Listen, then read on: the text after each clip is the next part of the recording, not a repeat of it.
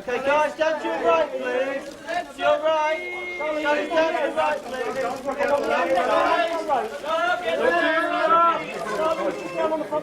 Please don't forget the left side. Guys, can we just turn you? Can we just turn you so we can see you? Okay, and guys, straight down to the right, please. Please don't forget the left side. Guys, down to the bottom right. Let me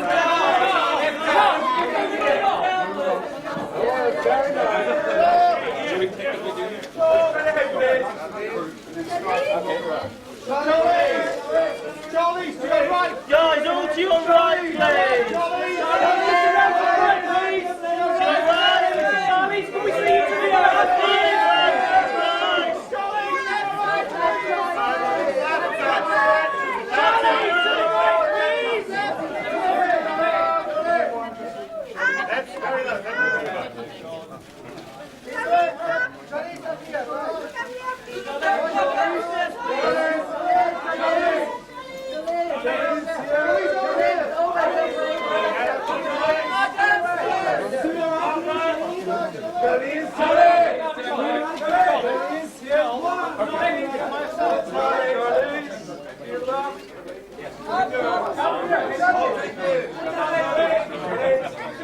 Okay, ladies, to your right, please.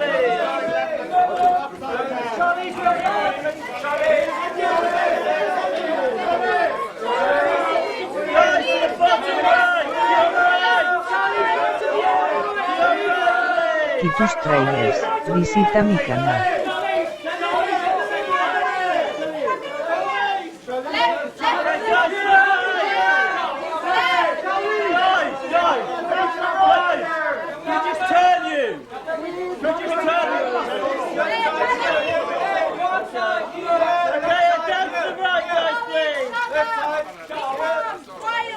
Left side, left, please.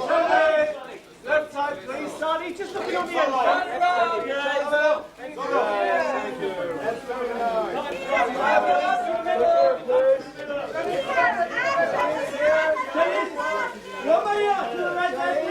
And now to the right, please. Charlie.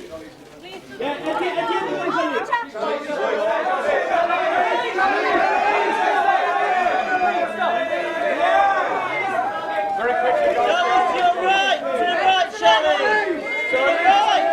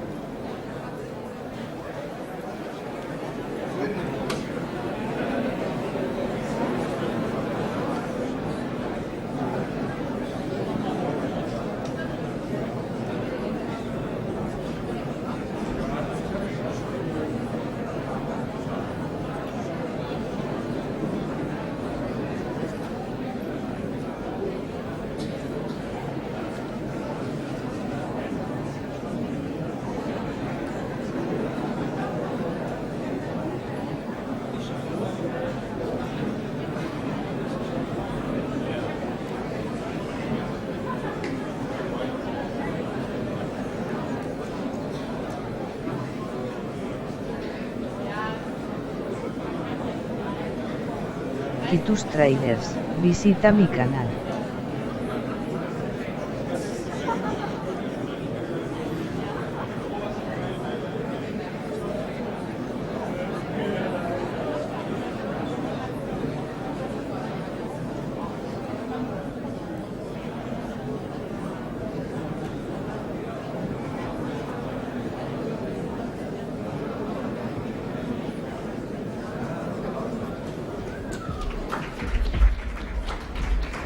Sitting here. Second here. Oh, here we are.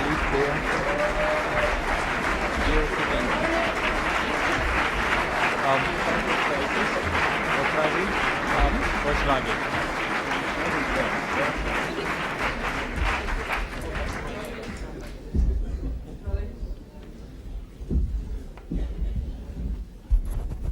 Please no flash.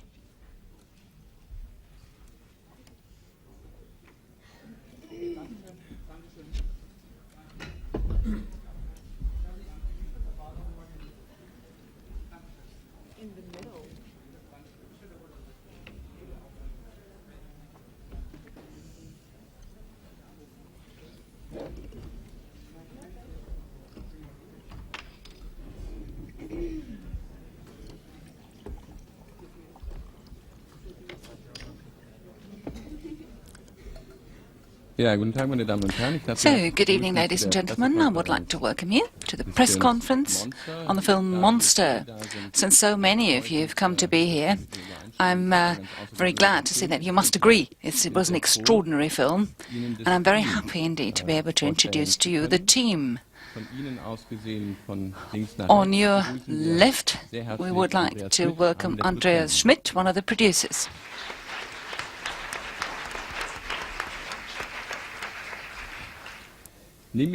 Next to him, Stephen Bernstein, camera.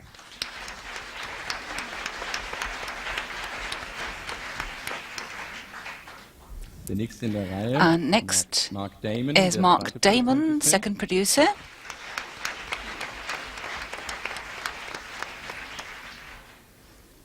Then Charlize Theron, the star of the film.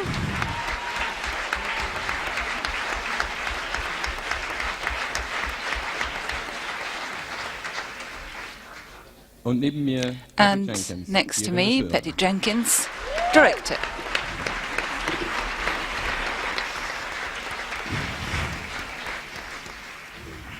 We have roving mics, so if you would like to ask a question, just tell us and the microphones will go around. There are, I think, 2 questions right at the back. Hi, I'm Joyce from Abu Dhabi TV, United Arab Emirates. My question is for Charlize. How difficult, I mean, when I first saw the trailer of the movie, before seeing the movie, I didn't recognize you. I was like, where's Charlize? How difficult was it for you to accept yourself in the character you played, I mean, physically? I think when you're an actor, you have to be, you have to put yourself secondary position because it's not about you. And so I never personalized the physical aspect. I never made the correlation. I didn't look in the mirror and make the correlation between myself and what I looked like. I mean, it wasn't, well, for many reasons. One, we didn't have the time, I didn't have the time to kind of ponder around thinking about it.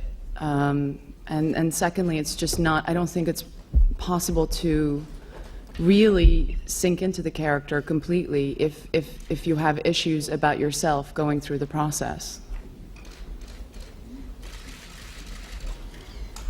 Michael Grisko, Second German Television. A question for Charlize Theron. How was it for you in the film to handle with a gun, physically, technically, and emotionally? Could you elaborate this, please? I'm sorry, I didn't understand your question. How was it for you in the film to handle with a gun? Oh, to handle a gun? To handle with a gun, yes. I just, you know, that was the story we were telling. It's like saying, how did you deal with crying in a scene? It's part of the story, and so you deal with it, I guess. I don't know how else to answer that, really. I mean, that was just one aspect of the story, so Okay, nächste Frage. Hi, I'm Jasna Nanut, Croatian TV. I'm here. Okay. What do you think about death penalty, and do you think Eileen Werner's deserved it? To me, I'm not for the death penalty, and so making this film didn't really change that for me. If anything, it, I think, made me more aware of how ineffective it is. I'm a realist, and so for me, if I look at the numbers, it's not working. It's not efficient. Countries and states who have capital punishment have a much higher rate of murder and crime than countries who don't, and so that makes sense to me that it's not working. And then just the moral question, I struggle with it morally. I don't necessarily think condemning people who murder and then murdering them, killing them, necessarily sends out the right message out there. And then I have a huge problem with how these people are used as political pawns. I'm quite disgusted by that, but I hope we can become a society that is brave enough to look into the circumstances of these people in order to understand and maybe change and deal with them in a better and more efficient way. Die nächste Frage war, glaube ich, da hinten. Next question at the back. Hi, I'm Mary Dinke from Currents Magazine in Hamburg. I have first a question for Ms. Jenkins. Why did you choose to tell this story and in such a dramatic way? And then just kind of a light question for Charlize. Did you ever stay in character and go to Walmart or just try to experience what it was like to not be so attractive? Thank you. I actually initially I grew up watching great character films, and a lot of those films used true stories like this to tell really incredible stories about how phenomenons like this are possible. In addition to that, I sort of think it's a classic tradition of storytelling to be interested by how people like ourselves can end up in exceptional circumstances and do things that we find unimaginable. That is something that I think people are endlessly curious about. I was very afraid that it would be such a dark and difficult thing and probably not a very good idea to do as a first film for a long time. But I thought of the film several times, and then really there was just such overwhelming interest in people making serial killer films in the US that it is the thing that made me first look at and think about doing this kind of film again.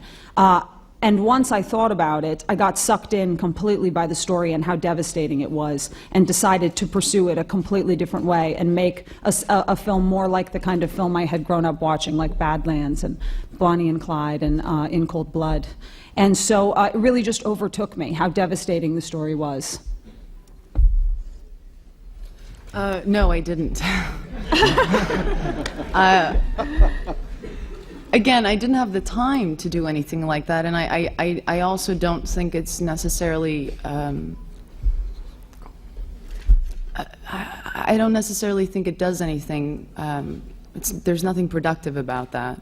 The only thing that happened was that Patty and I decided with Tony G, the makeup artist, to do prosthetic teeth, and I had it was difficult to speak with them in the beginning, so I tried to wear them as much as I possibly could to basically relearn speech. My speech, I had a very hard time talking in them. So Patty and I would do our research. We flew down to Orlando and would go to places and talk to people who were willing to talk to us about Eileen, and I always wore the teeth. And I was never even aware, really, until Patty one night said to me, "You know they're all going home tonight saying that you have terrible teeth." And that was really the only thing that happened that I guess, kind of people latched onto me, Charlize. But I didn't really do anything like that. And with the weight gain, it was just, I think everybody in Orlando, our crew, just got to know me that way. It wasn't that I was around people who knew me that much before. It wasn't like I was around my friends or my family who kind of saw me go through the change. But we had 28 days to shoot this film, and so all of our time was really focused on making this film. There really wasn't a lot of time to hang around and to be lollygagging about it. My name is Alison Jones from the Birmingham Post, and it's a question for Charlize. You're currently one of the hot favourites to win an Oscar for your performance, and I just wondered how you felt this would affect your career, if it would change the type of roles you're being offered, or do you already feel that you're exactly where you want to be as an actress? Something I learned very early on in my career is that there's a lot of things that you don't have any power over. And so how critics are going to perceive your film or your work, or whether your movie's going to make $100 million at the box office, or whether you're going to be winning any awards, you have no control over those things. So you better make sure, and it's a good thing to learn this early, that the work is the reward for you. So whether I win the Oscar or not, it's something I can't control. If it happens, that would be great. What is it going to mean for my career? I don't know. But I know that one filmmaker in my career so far, before I've won any awards, have had the initiative to come to me and thought of me as being capable of doing interesting and complicated work. And so I have a newfound belief that hopefully more filmmakers will see me in a different light, the way Patty did. So, you know, all of this has been extremely nice. And I feel extremely honored, and I think all of us have really felt touched by how people have been responding to the film and by all of this. But at the end of the day, I can't be sitting on my couch like this, you know, hoping that it's going to happen. Click, click, click, click, click, all of a sudden, huh? Want to get that shot. I can see it on the front page of the newspaper tomorrow. So yeah. I know what you're up to. Hi, my name is Anke Engelke from the MoMA. Two questions, one for Charlize and one for either director or camera, I don't even know yet. First question, choosing this role must have been very important for you. Do you know whether other actresses decided not to play this, or were you really willing to play this role, since I believe that you are one of the producers also? Were you really aiming to get this role? And the second question would be, there's this one scene where in the woods you're standing and smoking, or rather she is standing and smoking, and she looks like she seems to look like an angel for some kind of reason. She has a halo or something. This could have meant something. I don't really know. Maybe you can tell us later in how far choosing a certain light will give us, as a viewer, a direction as to how we see you. Okay, first question. Well, Patty came to me and offered this part to me, and maybe Patty can go into, you know, what happened before, because I don't want to speak for her, but it was very odd for me that a filmmaker came to me with this kind of material. That had never happened to me before in my career. This is usually the kind of stuff that I read and I love, and I am banging down the door trying to get a meeting, and then trying to prove that I can do it. So it was very odd, the fact that Patty kind of approached me and said, I want to make this film with you. So I was extremely touched by that, and to have that kind of belief from your filmmaker makes you extremely willing to do anything. So I know personally that a lot of other actresses wanted to do this, so I feel extremely lucky to have been given this opportunity. I don't know if you want to elaborate on that. Yeah, the only the elaboration I would make is that Charlize was the person who I believed in every ounce of my being from the moment I was writing it, was the person who I believed was the right person to take on this role. And many other people, you know, maybe people would have passed, no one did. I never believed I would get a chance at Charlize either, as it was a movie that was either not going to be made or was going to be made very, very small. And so it wasn't until the script kind of exploded in Hollywood and suddenly A-list actresses were pursuing the role quite aggressively that I finally said, okay, but first I want to know from Charlize, and went to Charlize for the role. Thank God. And then, God bless you. I think we could probably both answer that other question, which is that was that moment of her standing with the smoke drifting away from her. I'll ask Stephen what he was thinking with the lighting exactly, but I know for me that was a turning point in the film. Up until that moment, that is almost midway through the film exactly, and up until that moment, we've seen someone struggling against so many things in their life, and even after committing one murder in self-defense, struggling to not go back to this way of life. After the second murder, she truly suddenly she crosses the line. And I think that she's standing outside of that car, looking at this body on the ground, and she has suddenly found power in the most impossibly tragic way. That for the first time, there's so much pressure and weight on her from the very beginning of the film, and the first release in the film is after, tragically, she finally ends up killing. So that was a very important moment to me. It was our first glimpse at Eileen Wuornos, the killer. And the lighting was all thanks to our brilliant cinematographer, Stephen Bernstein. Yeah. First of all, I'm profoundly disappointed that you asked the question, because I promised everyone before that no one ever asked the DP question at these events, and that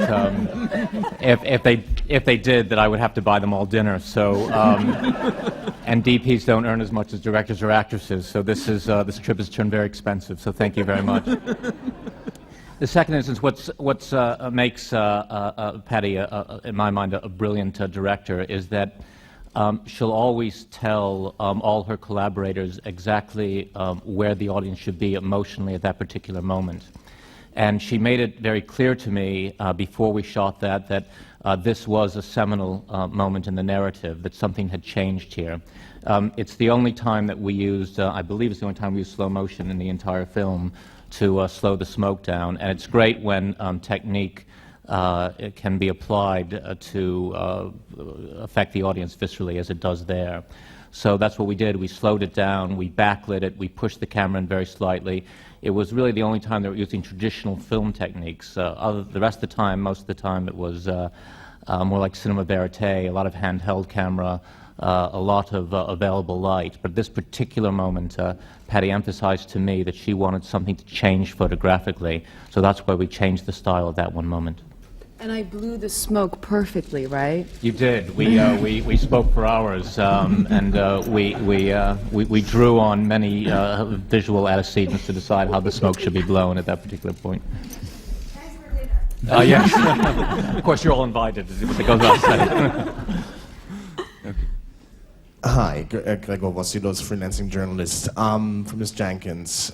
This is actually more a thought than a real question, because I figured I took your movie as being an example also on the downsides of a modern American, or basically modern social societies, and an exploration of what man could do to man, violence in a physical but also in a psychological way. So I don't really have a question at hand, but do you think your movie is doing the same thing? Was that also part of when you picked up that story? Because I think the story has actually happened 1,000 times in these days. Not only in America, but also here. It's just that we never read about it because we all push it away, because it's so dark. I couldn't agree with you more, and I appreciate that comment. I felt this was, I think so rarely is there a story like this that so easily lends itself to looking very closely at how a good person, a person with good intentions and perfectly good health and intelligence, can be damaged continually to the extent that they cross the line and become the killer. It's something that, to me, it was always, as strange as it sounds, I always thought much more about war stories than I thought about serial killer films, because it's so often we have taken really close looks at like Full Metal Jacket and Apocalypse Now, about what it takes to take these people with wives and children and drop them into a circumstance where in a short period of time they're suddenly rationalizing killing people just like their own family, with the justification that there is a line between them and themselves. Eileen Wuornos very much had this in her story, and I think it's something that is universal. I think that this is a very American brand of a story, but it is a universal story that people are overlooked and left outside until they become capable of committing the same acts that have been done to them. Over there. Yes, hello. Stefan Benz, Darmstädter Echo. Two Stefan questions, Benz, one Echo. to Charlize Theron and second to Patty Jenkins. Ms. Theron, after having played a serial killer, which is not a maniac, but more a desperado killer, what do you think where was for her the point of no return? Was it in her childhood or after the second shot? And the second question to Ms. Jenkins, when you casted Charlize Theron, did you actually see what you would like in the film? Because when I look at her, I would never have the image of a highway hooker. Thank you. Really?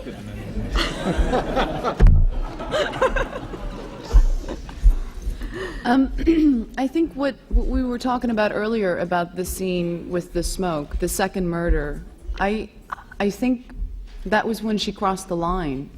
You know, I think we all really searched for the truth and really truly believed and felt that with the first murder that it was self-defense. But I think with the second murder something changed and she crossed the line, and you know, I think her entire life was like water going down a drain, and it just kept going faster and faster. So we had talked about that moment a lot. Yeah, and as you know, it's funny, when I took on this film, I was overwhelmed with a tremendous amount of responsibility to what this morally means, to take on a story like this to a then living Eileen Wuornos, who had been talking to me, and the victims' families, which I was very aware of, and the fact that there were so many real victims in this story. I became overwhelmed with how important the actress who was going to play this role is. To look at who looks exactly like Eileen Wuornos or who has played a street prostitute before, first of all, there's no one that looks like Eileen Wuornos out there. Second of all, those are very superficial things for me to feel comfortable with casting based upon. So I started to look at someone who I thought had the talent and the extreme bravery and commitment and presence to be unafraid to service not only some very tragic and heartbreaking aspects of Eileen Wuornos, but to not shy away from the fact that she truly became a killer. I knew that as a lot of people were very afraid of telling this story, a lot of actresses would be afraid to admit that she crossed the line and became a very volatile and dangerous person, as well as having a lot of heartbreaking aspects in her story.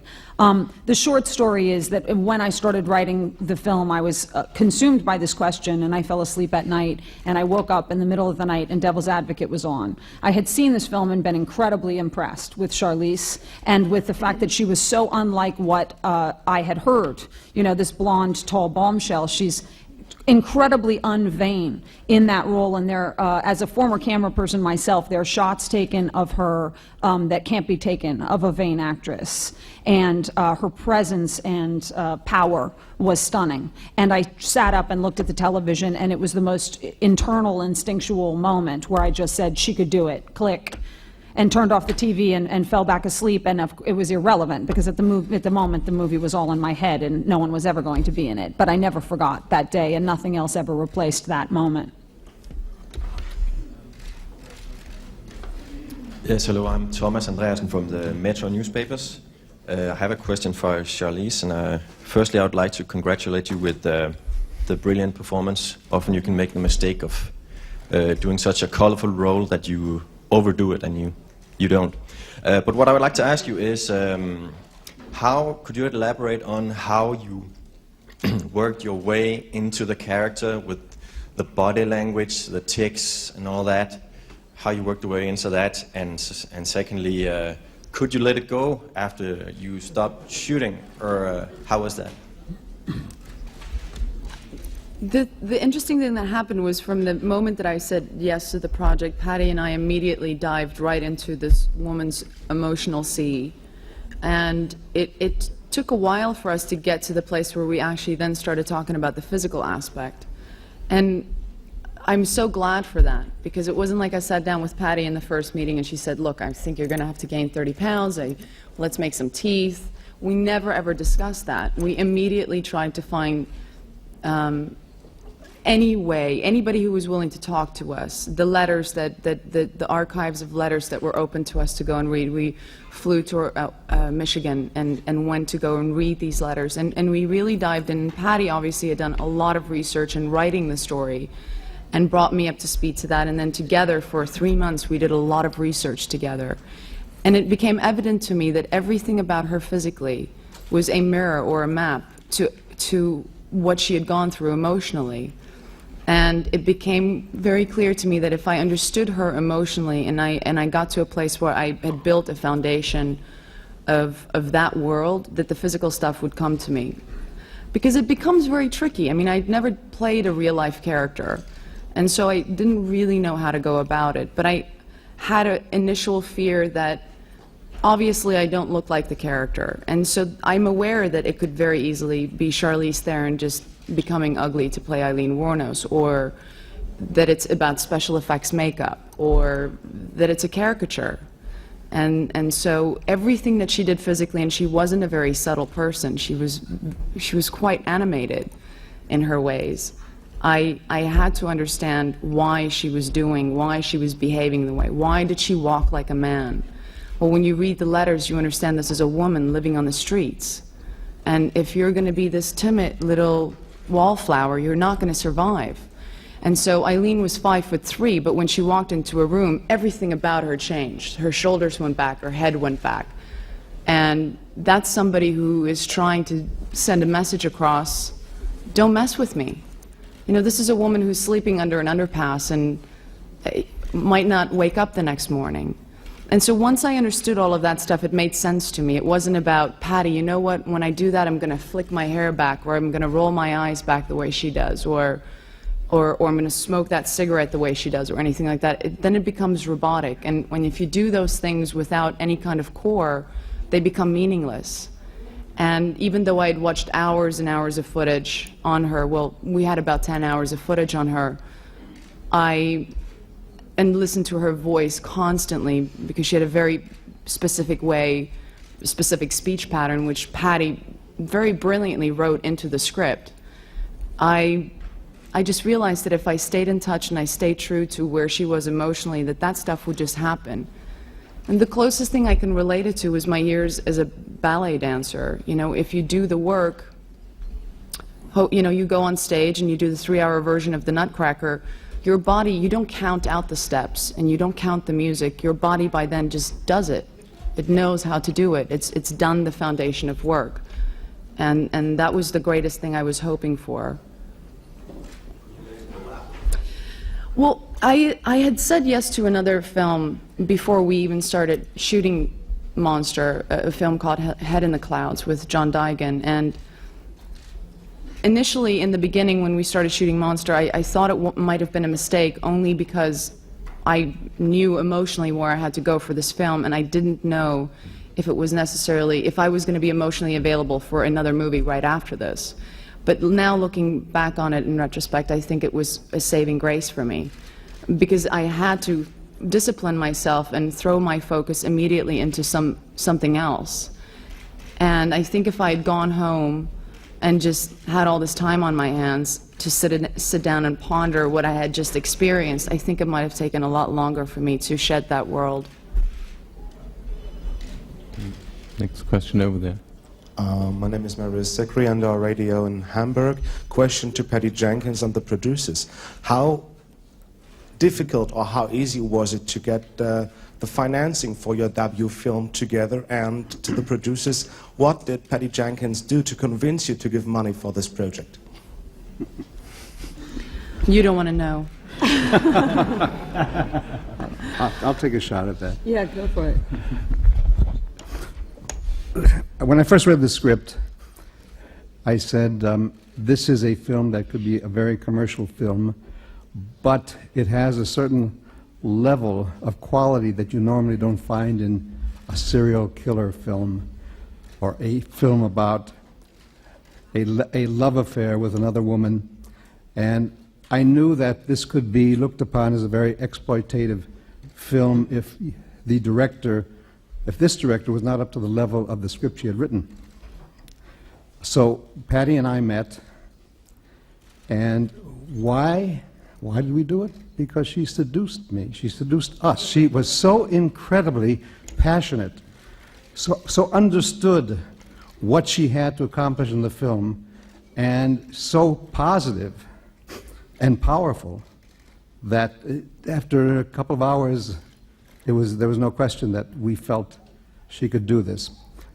In terms of the financing, not easy to raise money for a film like this. It's a difficult subject matter. I went to Andreas Schmidt, who, with VIP Median Funds, we closed a deal together just before the end of the year. We were shooting in February. We closed it, I think, like on December 31st, Andreas? Like always. Yeah, like always.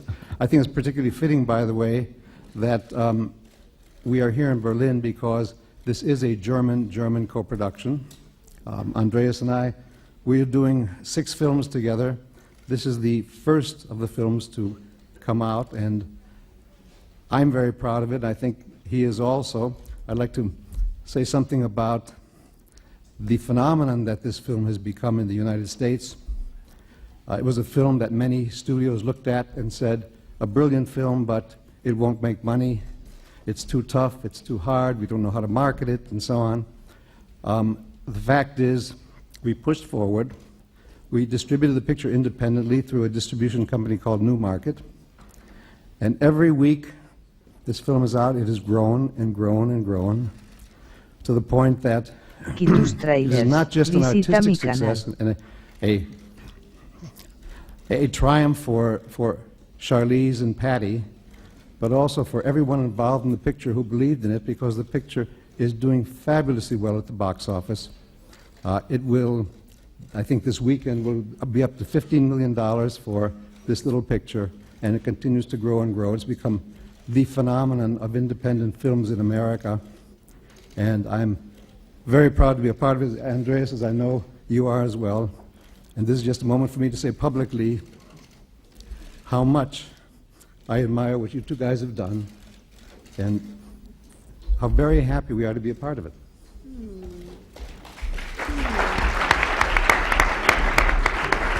No.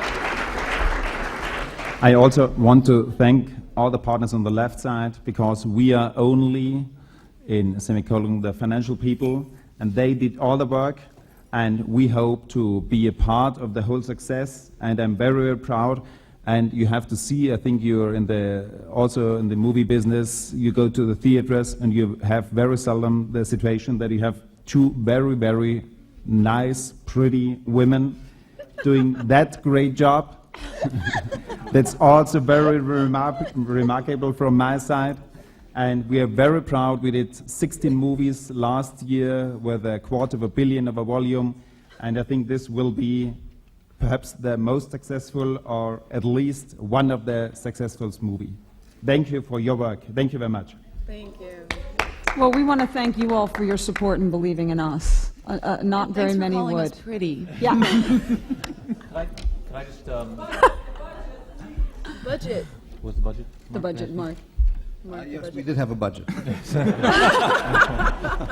Es ist sehr gut zu wissen. Ich glaube, die nächste Frage ist da. Good to know. Another question?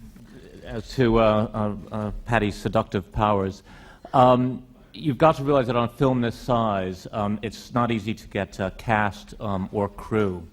And it's very rare in what I'll call Los Angeles, but people I guess sometimes call Hollywood, for people to actually believe in any project. It becomes very factory-like. And I know, because I've worked in the factory for 20-odd years, laying bricks and things.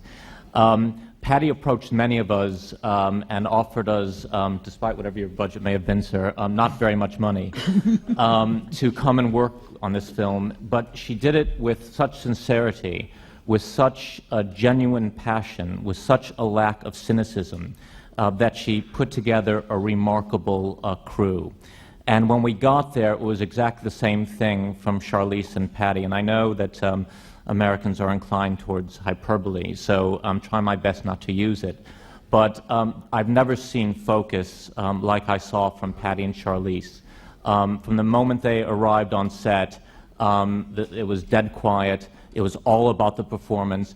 I would try to speak to Patty behind the monitor after a take would finish, and she was like a train. She'd run over to Charlize, and I'd be saying, you know, Patty, the shot's out of focus. Patty, I've got some personal problems I want to talk to you about. Whatever I want to talk to her about.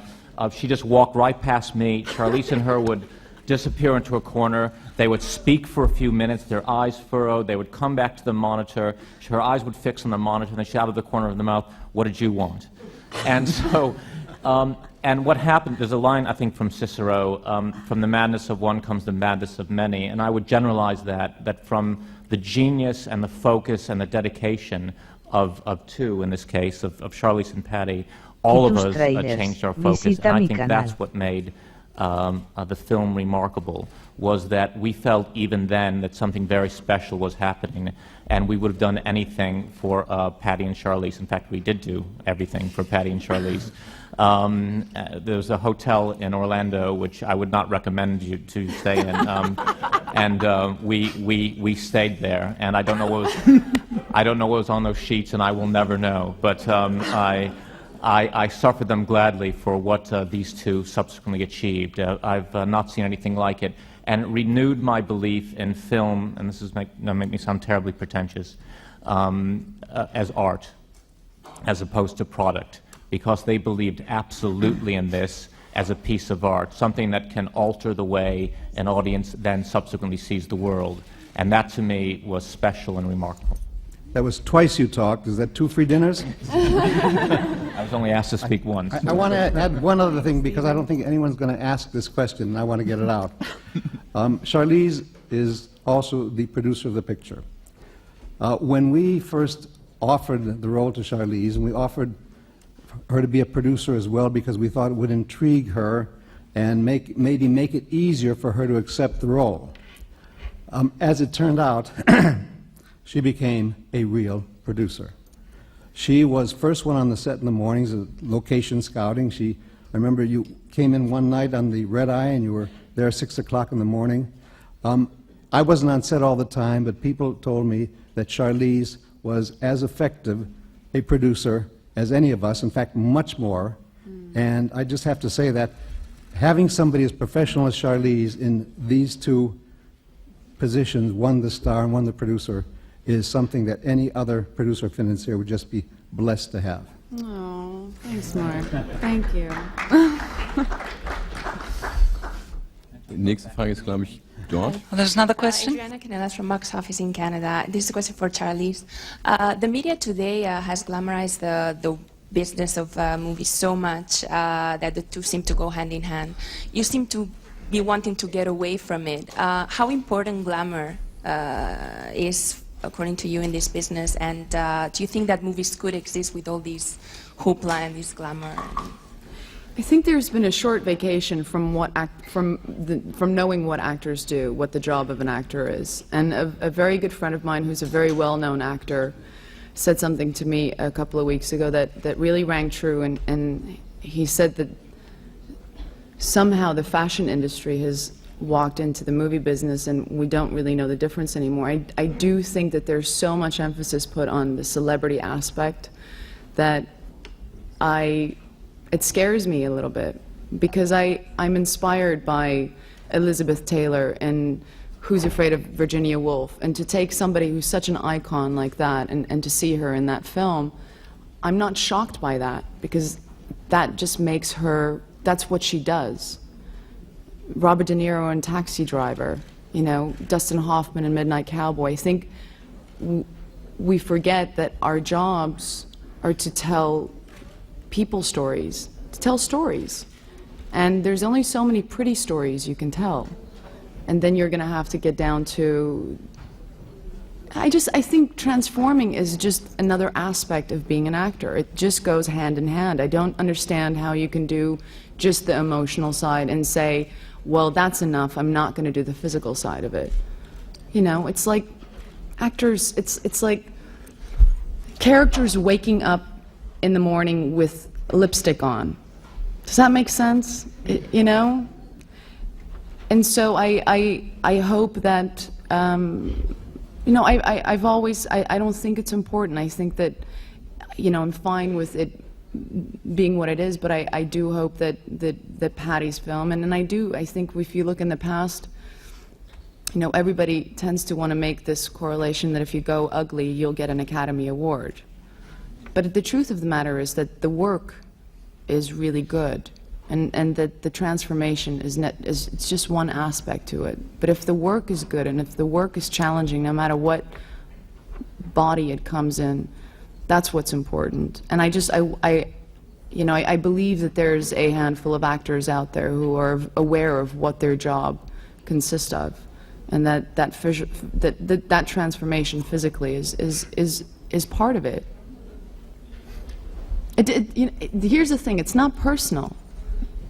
You know, it's not about me. I don't sit around thinking that people think that is me ugly, and maybe that's naive, but it has nothing to do with me. It's a character, do you know? And so that fear needs to go away. Die nächste Frage ist, glaube ich, dort. The next question yes, over there. Hello, my name is Nils Gjerstad. I'm from Norway. I have a couple of questions for Charlize. As I understand, you were raised in South Africa, which is a very beautiful and also very violent country. And I was wondering, what impact does your growing up in South Africa have on your acting? Well, you know, I think anybody's formative years have a huge impact on your life. And when you're an actor, I think your journey is a very personal one. And so you do, you know, I was trained in substitution, so I do pull from my life. It's how I work. I'm very proud to be a South African, and I don't know, I think that no matter where you're from, your life is just something that you pull from. And so as far as the violence in South Africa compared to the violence of this film and the correlation, I don't necessarily make that. I just thought that this was a great story, and something that we earlier talked about. It's not an isolated case. Eileen's story is not an isolated case, and there's so many of these people out there who live these very desperate lives. And yes, I'm from a country where it's very evident, but it's not a deciding factor in choosing my work, and it's not a huge influence in pulling for my work. It's just where I'm from. Those were my cards. I didn't get to pick it, and I'm very proud to be from there, but it's not, I'm a human being, you know, we're all pretty much the same. Yeah, okay, how did you experience... Pardon, we do have only time for one other question, and there is a gentleman here in the front who wants to ask this question. Sorry, we are really running out of time. One question from you and one from you. Tráilers. When apartheid was abolished, you were in your teenage. How did you experience that? Well, I was fortunate enough to grow up in a house where, with a family that didn't support it and had some, I was raised in a very politically aware family, let's just say that. And so I wasn't raised very naively, and I was raised from a very young age and very aware from a very young age that apartheid was something that was wrong. So we all knew that it was just going to be a matter of time, and my family was very active in and being a part of society to try and stop that. In '91, I had moved to, I'd left South Africa, and in '94, when Nelson Mandela was voted in, I was living in Los Angeles. I had actually just arrived in Los Angeles, and my family was still there, experiencing all of that, and you know, my country is going through a lot, and has gone through a lot in the last 10 years. A lot of obstacles. But I really feel like we've overcome so much and will overcome a lot more. And it's great to know that the film industry has really taken off in South Africa. That makes me extremely proud and happy. Thanks a lot to Charlize. You were talking about job opportunities as an actor not being typecast. So would you consider to participate in more European productions? Well, I consider this somewhat European since our money came from here. But actors-wise, I did a film right after this with John Digan, and it was independently financed through Europe as well. And John Digan is Australian, and I got to work with Penelope Cruz, who's British, and Stuart Townsend, who's Irish, and Thomas Kushner, who's German. So. I know, but what about script offers? Something really taking place in Europe? That takes place in Europe. Okay. It's a film about. So we would see you more often here in Europe too. Yes, that's Okay. that's a film that takes place in Europe. Thanks very much. Thank Okay. you. Thank you very much for your questions, and thank you for having made this film.